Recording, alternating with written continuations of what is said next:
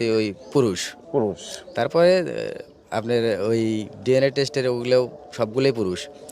তা তৌফিক sir ultra করছে, উনিও বলেছে পুরুষ, তুই আমার ভাই। তো ধরেন যে এইগুলা পরীক্ষা নিরীক্ষা পর তার স্যার আগের থেকে উনি আমাকে ডিক্লার দিয়েছে 19 তারিখ, 19শে ডিসেম্বর, বৃহস্পতিবার।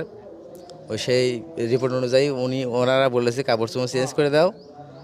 আমি তো বললাম যে কাপড় চোপড় চেঞ্জ করে দিলে পারে ওই আপনার মিডিয়ার লোক এসে পড়ে মিডিয়ার লোক যাবি, চলে আসবে, চলে আসবি, বাড়িতে চালাবি।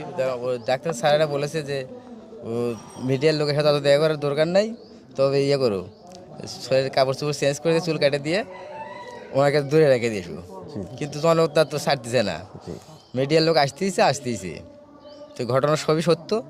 তবে মহান আল্লাহর কাছে আমি অশেষ কৃতজ্ঞতা জানাই যে তিনি ছাড়া কোনো সম্ভব নয়, আল্লাহ হলে মেন, আল্লাহ ছাড়া কোনো কিছু সম্ভব না।